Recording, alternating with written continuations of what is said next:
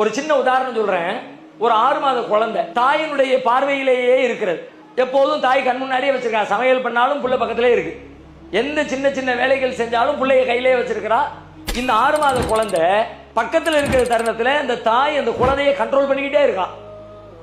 என்னத்தையாவது எடுத்து நாக்கில் வைக்குது, எதையாவது தூக்கி வாயில போடுது. அப்பமெல்லாம் போய் அதுல இருந்து எடுத்து பிடுங்கி அதை சுத்தப்படுத்தி அதை சத்தம் போட்டு அந்த குழந்தையை பராமரிச்சுக்கிட்டே இருக்கிறான். இந்த குழந்தை ஒரு நாள் சமையல் கட்டுல பிஸியா இருந்த தருணத்துல தவழ்ந்து தவழ்ந்து தவழ்ந்து குழந்தை வீட்டை விட்டு வெளியே போய் தெருவுக்கு போயிடுச்சு. ஒரு தாயினுடைய கவனத்தை விட்டு குழந்தை வெளியேறிடுச்சு. இவ்வாறு குழந்தை வெளியேறி வெளியிலே சென்றது குழந்தைக்கான சுதந்திரம், விடுதலை என்று எடுத்துக்கொள்ளலாமா?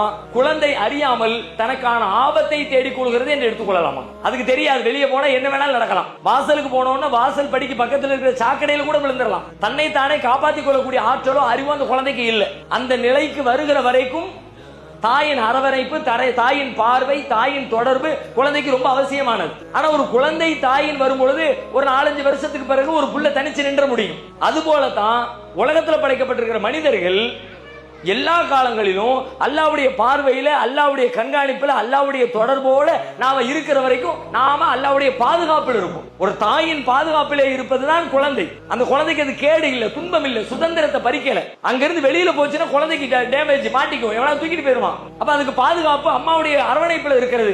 அதுபோல நாம அல்லாஹ்வுடைய வழிபாட்டுல தினம் தினம் ஒவ்வொரு குறிப்பிட்ட இடைவெளியையும் அல்லாஹ்வை சந்திக்கிறது, அல்லாஹ்வோட பேசுறது, அல்லாஹ்வோட உரையாடுறது என்கிற தொடர்போடு நாம் இருக்கிற வரைக்கும் அல்லாஹ் நம்ம கண்காணிச்சுக்கிட்டே இருப்பான், பாதுகாத்துக்கிட்டே இருப்பான். நமக்கு ஏற்படக்கூடிய சூழல்களை எல்லாம் செக்யூர் பண்ணி நம்மை நல்ல முறையில் வழிநடத்துகிற பொறுப்பை அல்லாஹ் ஏற்றுக்கொள்கிறான். நீங்க தொழுகலை அதை விட்டு வெளியே போயிட்டீங்கன்னா நம்ம பொதுவா நினைக்கிறோம் தொழாவிட்டால் தண்டனை, தொழாவிட்டால் மறுமையில் அல்லாஹ் சக்கர போடுவான். இருக்கு, இல்லைன்னா மறுக்கல. ஆனா நிஜமா நீங்க இன்னும் ஆழமா சிந்திச்சீங்கன்னா தொழாவிட்டால் தண்டனை என்பதை விட இப்ப நீங்க தொழாம இருக்கிறீங்களே அதுவே தண்டனை. தண்டனை காலத்தில் இருக்கிறவன் தான் தொழாம இருப்பான்.